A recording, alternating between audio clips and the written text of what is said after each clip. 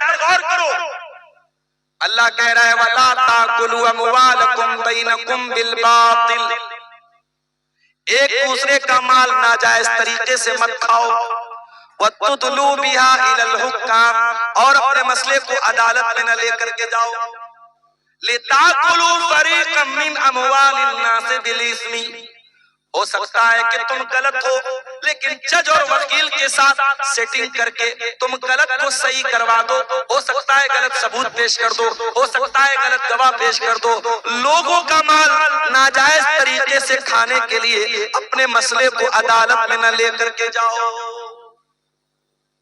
آج کٹیہار کی آپ سیشن کورٹ میں چلے جائیں، آپ پٹنہ میں کورٹ میں چلے جائیں، ہر عدالت میں زمین کے، جائیداد کے، روپیے پیسے کے معاملات مسلمانوں کے بڑی تعداد ہیں،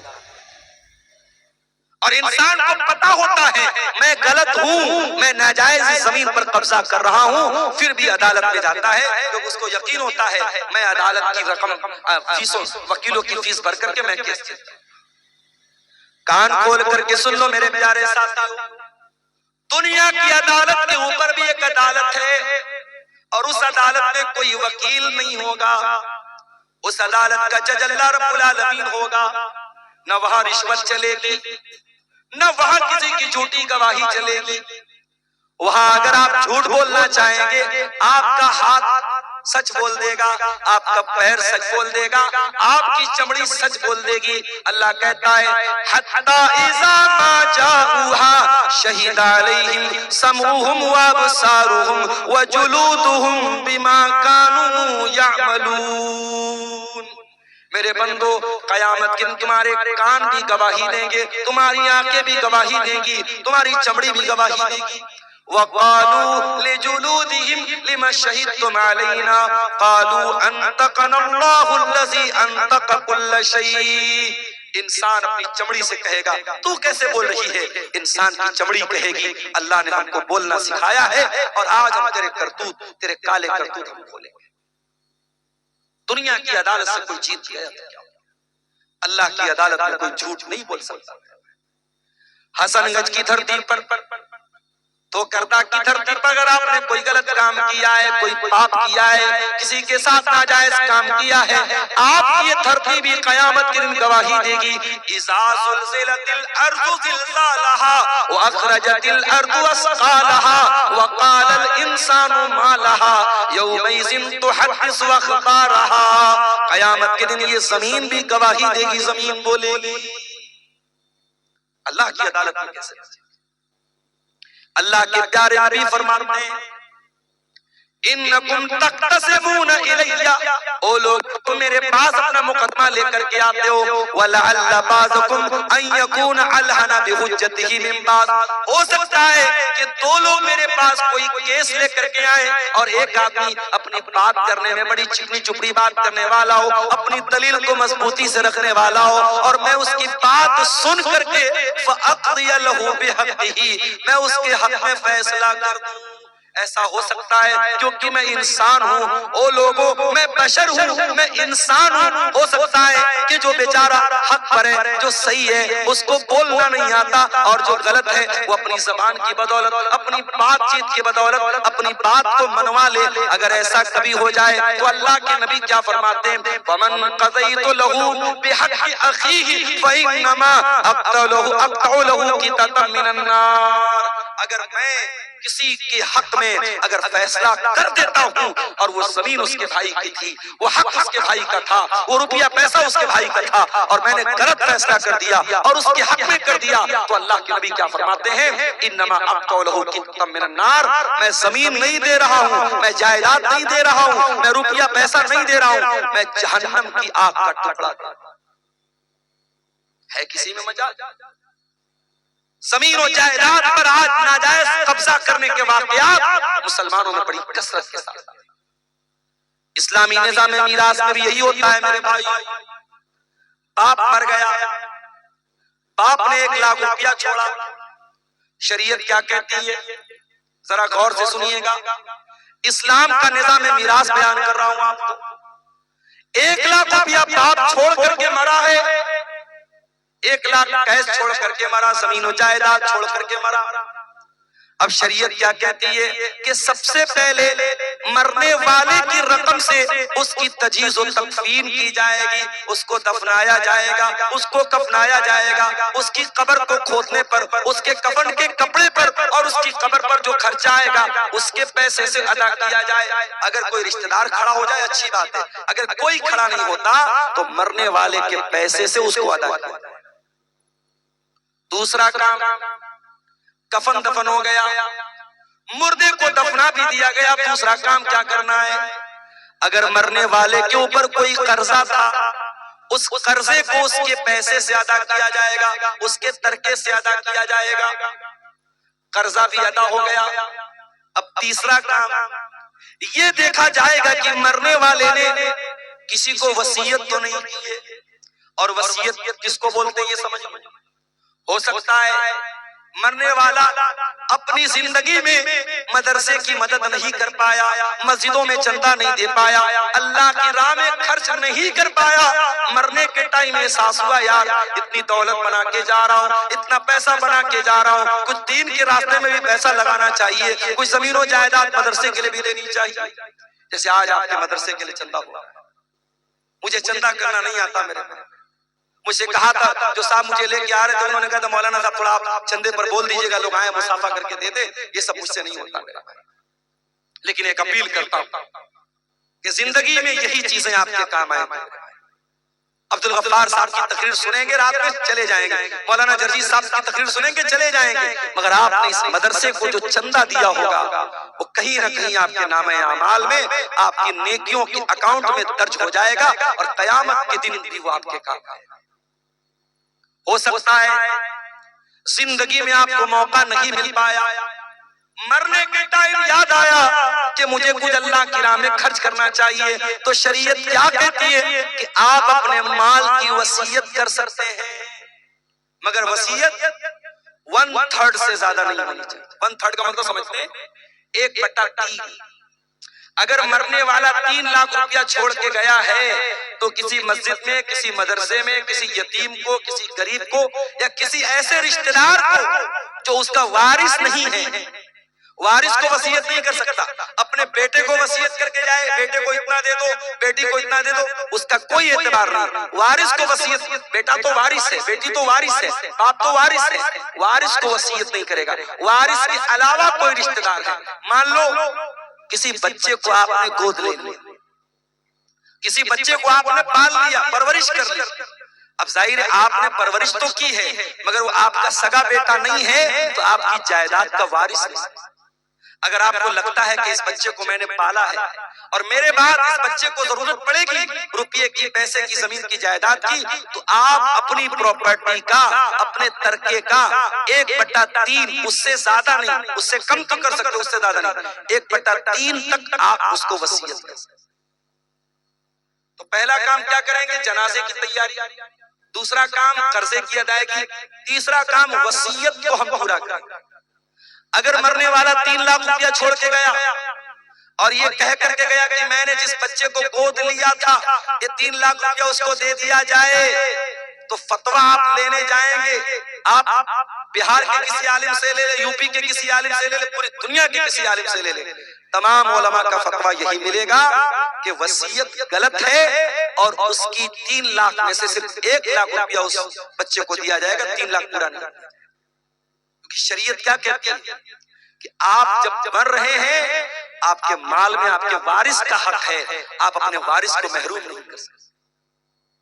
دنیا کی اور شریعتوں میں، دنیا کے اور مذاہب میں ایسا کوئی نظام نہیں ہے، ایسا کوئی سسٹم نہیں ہے۔ امریکہ میں بہت بڑے بڑے لوگ مر گئے اور مرنے کے پہلے اپنی ساری زمین جائیداد اپنے کتے کے نام کر کے چلے، اپنے کتے کے نام، اپنے نوکر کے نام، اپنی گرل فرینڈ کے نام، اپنی رکھیل کے نام کر کے جاتے ہیں۔ اللہ کا شکر ادا کرو، اللہ نے ہمیں اور آپ کو اسلام جیسی نعمت سے نوازا ہے۔ اسلام میں آپ وصیت بھی اگر کریں گے اپنے مال کی تو کسی انسان کو کریں گے، کسی جانور کو نہیں کر سکتے، یا کسی مسجد میں کریں گے، کسی مدرسے میں کریں گے، کسی اچھے کام میں کریں گے، اور وہ وصیت 1/3 سے زیادہ نہیں کر سکتے۔ اگر 3 لاکھ روپیہ چھوڑ کے جا رہے ہو تو 1 لاکھ سے زیادہ نہیں کر سکتے۔ اب یہ تین کام ہونے کے بعد اب چوتھا نمبر آیا، اب وارثوں کو حصہ دیا جائے۔ اب جب وارثوں کو حصہ دیا جائے گا تو کچھ لوگوں کا حصہ تو اللہ نے بتا دیا، ماں کا اتنا حصہ ہے، باپ کا اتنا حصہ ہے، شوہر کا اتنا حصہ ہے، بھائی کا اتنا حصہ ہے۔ کچھ لوگوں کا حصہ تو اللہ تعالیٰ نے بتا دیا ہے، اور کچھ لوگوں کا اللہ تعالیٰ نے حصہ نہیں بتایا ہے۔ جو وارثوں کو دینے کے بعد جو بچے گا وہ ان کے درمیان بانٹ دیا جائے گا۔ جیسے بیٹے اور بیٹی کا حصہ اللہ تعالیٰ نے طے نہیں کیا ہے، اگر باپ زندہ ہے، اگر ماں زندہ ہے تو باپ کو 1/6 دیا جائے گا، ماں کو 1/6 دیا جائے گا، اور ماں باپ کو دینے کے بعد، اور اگر مرنے والے کی بیوی زندہ ہے اور اولاد موجود ہے تو بیوی کو 8واں حصہ دیا جائے گا، اور اولاد اگر نہیں ہے تو بیوی کو 1/4 دیا جائے گا۔ بیوی کو دینے کے بعد، ماں باپ کو دینے کے بعد اب جو باقی بچے گا وہ بیٹے اور بیٹی کو دیا جائے گا۔ اب بیٹے کو کتنا ملے گا، بیٹی کو کتنا ملے گا؟ قرآن کہتا ہے لِلذَّكَرِ مِثْلُ حَظِّ الْأُنثَيَيْنِ، لڑکے کو لڑکی کا ڈبل ملے گا، لڑکے کو لڑکی کا ڈبل ملے گا۔ اب دنیا میں لوگ اس پر بڑا واویلا مچاتے ہیں، تو اسلام میں بڑی ناانصافی ہے، عورت کے ساتھ بڑا انیائے ہو رہا ہے، لڑکے کو ڈبل مل رہا ہے، لڑکی کو آدھا مل رہا ہے۔ پہلی بات تو یہ ہے، اسلام اللہ کا دین ہے، اور اللہ کے دین میں کبھی ناانصافی نہیں ہو سکتی۔ اللہ تو عدل والا ہے، اللہ تو عادل ہے، اور اللہ کا ہر حکم عدل والا ہے۔ اللہ کو خوب پتہ ہے کس کو کتنا دینا ہے، اللہ کے قانون میں کبھی ناانصافی نہیں ہو سکتی۔ اگر اللہ تعالیٰ نے لڑکا لڑکی کو برابر دیا ہوتا، اگر اللہ کے قانون میں برابر کا حکم ہوتا تو یہ لڑکے کے ساتھ ناانصافی ہو جاتی۔ کیوں؟ کیونکہ کما کے لانا تو لڑکے کو ہے، اپنی بہن کو کما کے بھائی دے گا، اپنی بیٹی کو کما کر کے باپ دے گا، اپنی بیوی کو کما کر کے شوہر دے گا۔ مرد کو تو ہر حال میں کمانا ہے، اور عورت کو کمانا نہیں، عورت کو تو کھانا ہے۔ عورت کو کوئی کھلائے گا، اور کھلانے والا کون ہے؟ مرد ہے۔ اسی لیے اللہ تعالیٰ نے مرد کی ذمہ داریوں کو سامنے رکھ کر کے اللہ نے یہ فیصلہ کیا، لِلذَّكَرِ مِثْلُ حَظِّ الْأُنثَيَيْنِ، لڑکی کو لڑکے کو لڑکی کا ڈبل ملے گا۔ اب مان مرنے والے کا ایک لڑکا ہے، 2 لڑکی، اور مرنے والا 2 لاکھ روپیہ چھوڑ کے مارے، تو ظاہر ہے کہ 2 لاکھ میں سے 1 لاکھ روپیہ لڑکی کو مل جائے گا، اور 50 ہزار روپیہ دونوں لڑکیوں کو مل جائے گا۔ تو اگر ریشیو نکالو تو لڑکے لڑکی کو تو برابر مل رہا ہے، اور اگر کہیں لڑکیوں کی تعداد زیادہ ہے اور لڑکا 1 ہے یا لڑکے کی تعداد کم ہے تو مجموعی اعتبار سے لڑکیوں کو زیادہ مل جائے گا۔ تو قرآن کہتا ہے تم نہیں جانتے کہ کس کو کتنا ملنا چاہیے، یہ اللہ کا فیصلہ اور اللہ کا قانون ہے، اور اللہ نے جو طے کر دیا اسی کے حساب سے بانٹا جائے گا۔ تم نہیں جانتے، اس لیے کہ رشتہ اللہ نے بنایا ہے، کسی کو باپ اللہ نے بنایا ہے، کسی کو ماں اللہ نے بنایا ہے، کسی کو بیٹا اللہ نے بنایا ہے۔ جب رشتہ اللہ نے بنایا ہے تو ان کا حق بھی اللہ ہی طے کرے گا، تم نہیں طے کرے گا۔ ہمارے یہاں کیا ہو رہا ہے، باپ مر گیا، بھائیوں نے بیٹھ کر کے زمین جائیداد کا بٹوارا کر دیا، بہن کو فوٹی کوڑی نہیں ملی، بہن کو 1 پیسہ نہیں ملا۔ بہن آئی، بھائی آپ نے باپ کی جائیداد کا بٹوارا کیا، مجھے کیوں نہیں دیا؟ بھائیوں نے دھمکی دی، میں شیرشاہ آبادی ماحول نہیں جانتا، میں کٹیہار کا ماحول، میں بنارس کی بات کر رہا ہوں، اپنے ماحول کی بات کر رہا ہوں۔ بھائیوں نے دھمکی دی، اگر تو اپنا حصہ لے لے گی آج کے بعد ہم سے رشتہ مت رکھنا، ہم سے کوئی تعلق مت رکھنا۔ اگر ہم نے اپنے باپ کی پراپرٹی میں سے تجھ کو حق دے دیا تو آج سے رشتہ ختم۔ بہن بیچاری سوچتی ہے بھائی سے رشتہ ختم کرنا بڑا مہنگا سودا ہے، بھائی اور بھتیجے کی محبت بھی دل میں ہوتی ہے۔ بہن کہتی بھیا جو ہے آپ رکھ لیجئے، مجھے کوئی زمین جائیداد نہیں۔ اس طریقے سے بلیک میل کیا جاتا ہے اور پریشرائز کیا جاتا ہے اور دباؤ ڈالا جاتا ہے بہنوں کے اوپر، اور بہنیں مجبوری میں آ کر کے اپنا حصہ اپنے بھائی کو لکھ دیتے۔ اور یہ کام کون کر رہا ہے؟ یہ 5 ٹائم کا نمازی کر رہا ہے۔ چہرے پر بھرپور شرعی داڑھی رکھنے والا اور ماتھے پر سجدے کا نشان سجانے والا، اپنے آپ کو متقی کہنے والا، اپنے آپ کو پرہیزگار کہنے والا بھی یہ کام کر رہا ہے۔ او لوگو، اللہ کو کیا حساب دو گے جب اللہ کا قانون یہ کہہ رہا ہے کہ آپ کے والد کے انتقال کے بعد آپ کے باپ کی پراپرٹی میں آپ کا حصہ ہے اور آپ کی بہن کا بھی حصہ ہے؟ وہ کون سا قانون ہے، وہ کون سا انصاف ہے جس کی وجہ سے آپ نے اپنی بہن کو اس کا حق نہیں دیا؟ ذرا ایمان سے بتاؤ، ذرا اپنے دل پر ہاتھ رکھ کر کے بتاؤ میرے بھائی۔ اور یہ بھی یاد رکھیے، اسلام کا جو نظام میراث ہے یہ کوئی بائی چوائس نہیں ہے کہ عمل کر لو تو اچھی بات ہے اور اگر عمل نہیں کرو گے تو کوئی حرج کی بات نہیں ہے۔ اللہ نے جب میراث کا قانون بیان کیا تو کیا فرمایا؟ تلک حدود اللہ، اے میرے بندو، یہ اللہ تعالیٰ کا بنایا ہوا قانون ہے۔ وَمَن يُطِعِ اللَّهَ وَرَسُولَهُ يُدْخِلْهُ جَنَّاتٍ تَجْرِي مِن تحتها الْأَنْهَارُ خَالِدِينَ فِيهَا أَبَدًا، جو اللہ کی بات مانے گا، جو رسول کی بات مانے گا، جو اللہ کے قانون پر چلے گا، اللہ اس کو جنت میں ڈالے گا جہاں جنت میں ہمیشہ ہمیشہ رہے گا۔ وَذَلِكَ الْفَوْزُ الْعَظِيمُ، اور یہ بہت بڑی کامیابی ہے۔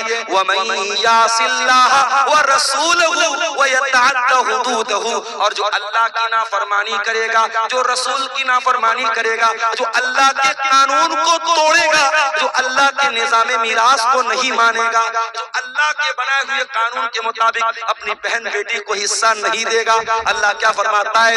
يُدْخِلْهُ نَارًا خَالِدًا فِيهَا، اللہ اس کو جہنم کے اندر ڈالے گا اور جہنم میں بہت لمبے ٹائم تک وہ رہے گا۔ وَلَهُ عَذَابٌ مُّهِينٌ، اور اس کو ذلیل کرنے والا عذاب دیا جائے گا۔ جہنم کی آگ، میرے بھائی ہم سوچ بھی نہیں سکتے۔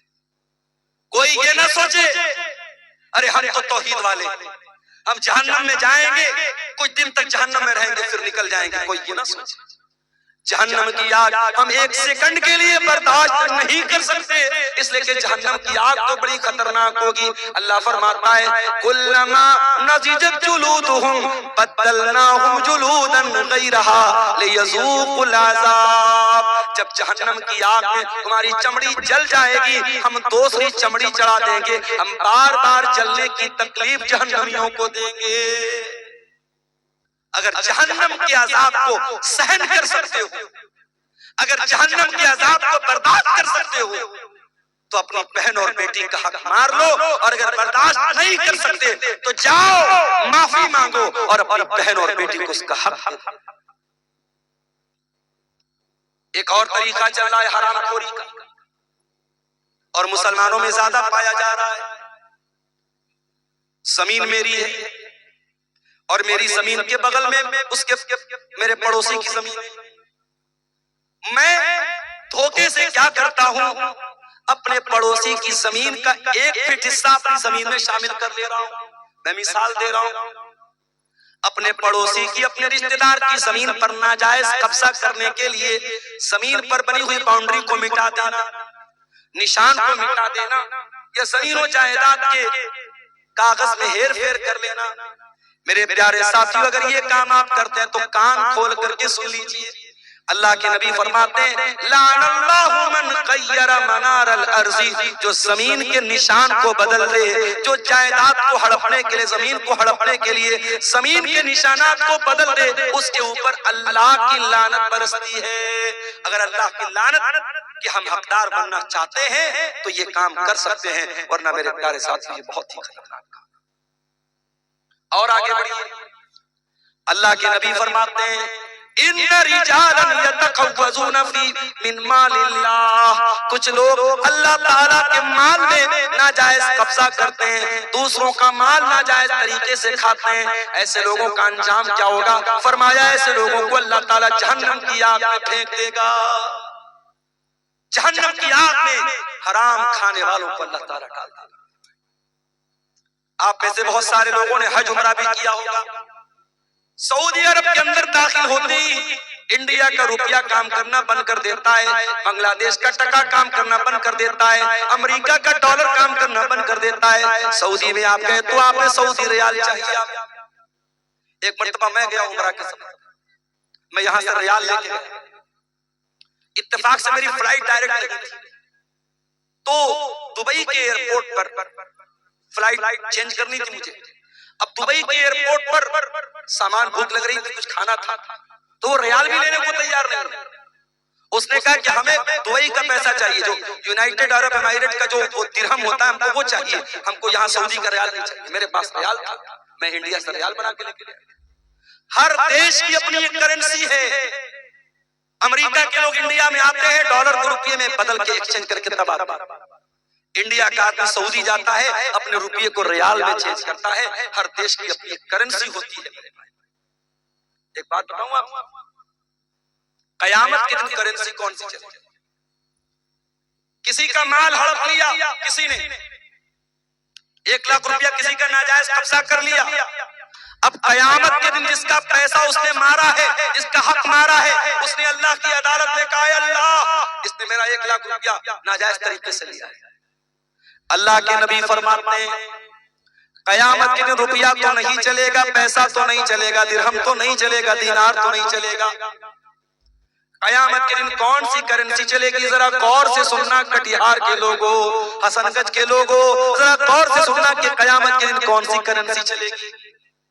اللہ کے پیارے نبی فرماتے ہیں اپنے صحابہ سے، اے میرے صحابہ یہ بتاؤ کہ سب سے قریب آدمی کون ہے، سب سے قلاش آدمی، سب سے نردھن آدمی، سب سے پور آدمی کون ہے، سب سے غریب آدمی کون ہے؟ صحابہ نے کہا اللہ کے نبی جس کے پاس درہم نہ ہو، دینار نہ ہو، روپیہ نہ ہو، پیسہ نہ ہو، سب سے بڑا غریب وہی ہے. آپ نے فرمایا میری امت کے اندر سب سے بڑا غریب وہ ہوگا جو قیامت کے دن روزہ لے کر کے آئے گا، نماز لے کر کے آئے گا، صدقہ خیرات لے کر کے آئے گا، زکات لے کر کے آئے گا، مگر کسی کو گالی دی ہوگی، کسی کو برا بھلا کہا ہوگا، کسی کا مال ہڑپا ہوگا، کسی پر جھوٹا الزام لگایا ہوگا، اس کی نیکیاں ان حقداروں کو بانٹ دی جائیں گی.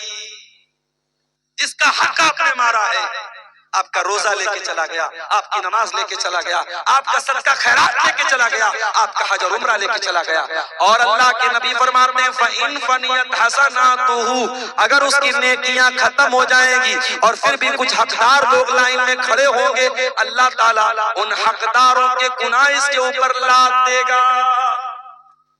اللہ، ہم لوگ تو بڑا خوش ہیں صاحب، ہم نے تو بڑا دان دیا ہے مدرسوں میں، بڑا جلسوں میں دان دیا ہے، بڑا حج اور عمرہ کیا ہے.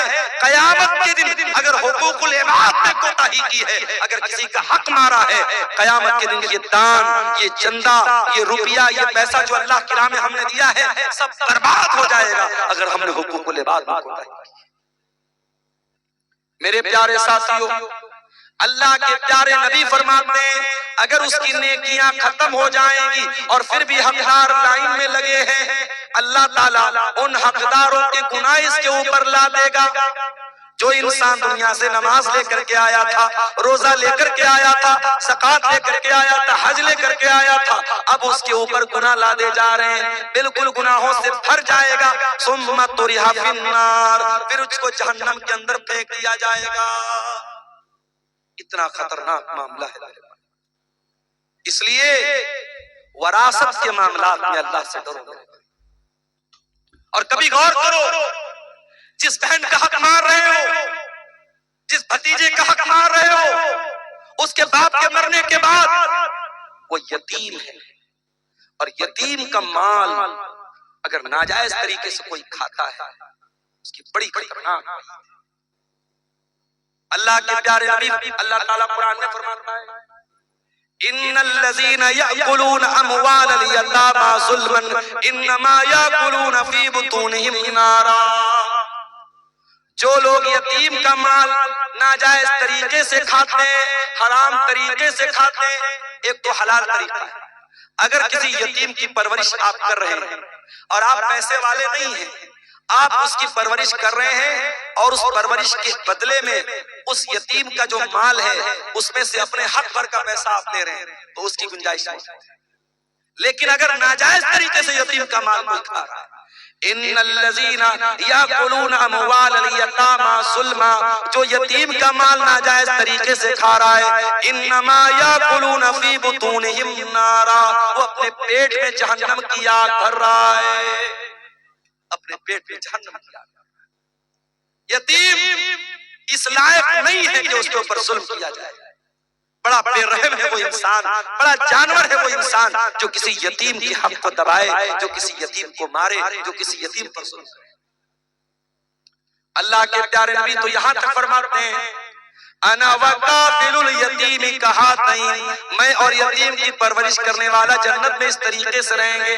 آپ نے اپنی دونوں انگلیوں سے اشارہ کر کے فرمایا جیسے یہ دونوں انگلیاں ایک دوسرے کے ساتھ ملی ہوئی ہیں. او لوگوں، یتیم کی پرورش کرنے والا جنت میں میرے ساتھ رہے گا. آج ان مدرسوں میں یتیم بچے پڑھتے ہیں، ان مدرسوں میں یتیم بچے پڑھتے ہیں، اور ان یتیم بچوں پر اگر آپ کوئی مال خرچ کرتے ہیں اس سے ڈبل فائدہ ہے. جو ثواب ملے گا دان کا چندے کا وہ تو ملے گا. اگر یتیم بچے کے اوپر آپ مال خرچ کر رہے ہیں تو قیامت کے دن اپنے نبی کے ساتھ رہنے کا موقع آپ کو ملے گا. اللہ کے نبی فرماتے ہیں جو کسی یتیم کی پرورش میں حصہ لیتا ہے، اللہ کے نبی فرماتے ہیں قیامت کے دن وہ جنت میں میرے ساتھ ہے. میرے پیارے ساتھیوں، کسی یتیم کے مال کو ناجائز طریقے سے کھانا جب حرام ہے، آپ کی بہن بھی آپ کے باپ کے مرنے کے بعد یتیم ہو گئی، آپ کا بھتیجا اپنے باپ کے مرنے کے بعد یتیم ہو گیا، اس بھتیجے کا اس بہن کا حق مارنے کے پہلے سوچ لو کہ کل اگر تمہارے بچے یتیم ہو گئے تو ان کا کیا ہوگا. اس کی جگہ اپنے آپ کو رکھ کے سوچو. تمہارا انتقال ہو جائے اور تمہارے بچوں کے ساتھ کوئی ناانصافی کرے، تمہارے بچوں کا کوئی حق مار لے تو سوچو تمہیں کیسا لگے گا. اس کی جگہ اپنے آپ کو رکھ کے سوچو اور کسی یتیم کے مال کو ہڑپنے کی کوشش. میرے پیارے ساتھیوں، دنیا میں اگر کسی کا حق ہم نے مارا ہوگا قیامت کے دن ہم کو اس کا بدلہ دینا پڑے گا. اللہ کے پیارے نبی فرماتے ہیں لَتُوَدُّنَّ الْحُقُوقَ إِلَىٰ أَهْلِهَا، تم دنیا میں لوگوں کا حق دے دو ورنہ قیامت کے دن تم کو دینا پڑے گا. حَتَّى يُقَادَ لِلشَّاةِ الْجَلْحَاءِ مِنَ الشَّاةِ الْقَرْنَاءِ، قیامت کے دن اگر سینگ والی بکری نے بغیر سینگ والی بکری کو مارا ہے تو اس بکری سے بھی قصاص لیا جائے گا، اس بکری سے بھی بدلہ لیا جائے گا، جانوروں سے بھی حساب لیا جائے گا. اگر جانوروں سے قصاص لیا جائے گا تو ہم اور آپ تو انسان ہیں میرے بھائیوں، ہمیں اور آپ کو حساب دینا پڑے گا.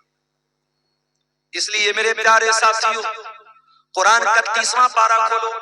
اللہ فرماتا ہے وَتَأْكُلُونَ التُّرَاثَ أَكْلًا لَمًّا وَتُحِبُّونَ الْمَالَ حُبًّا جَمًّا. او لوگو، تم وراثت کو ڈکار جاتے ہو، تم میراث کو کھا جاتے ہو اور تم مال سے بہت زیادہ محبت کرتے ہو.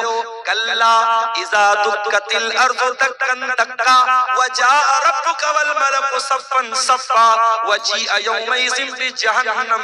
او لوگو ذرا اس دن کو یاد کرو جس دن زمین کو ٹکڑے ٹکڑے کر دیا جائے گا، زمین کو ریزہ ریزہ کر دیا جائے گا اور اللہ تعالیٰ اپنے بندوں کا فیصلہ کرنے کے لیے آئے گا اور فرشتے بھی لائن لگا کر کے کھڑے ہوں گے اور جہنم کو بھی اس دن لایا جائے گا. یومئذ یتذکر الانسان ما سعی، اور قیامت کے دن انسان یاد کرے گا اس نے دنیا میں کیا کیا کیا. جتنے لوگوں نے زمینوں کو ہڑپائے، جائیدادوں کو ہڑپائے، لوگوں کا حق مارا ہے، کوئی ایک آدمی بتا دو جو مرنے کے بعد اپنی زمین کو لے کر کے گیا ہو، اپنی جائیداد کو لے کر کے گیا ہو، اپنے روپیے پیسے کو لے کر کے گیا ہو. سب ٹھاٹ پڑا رہ جائے گا جب لاد چلے گا بنجارا. سب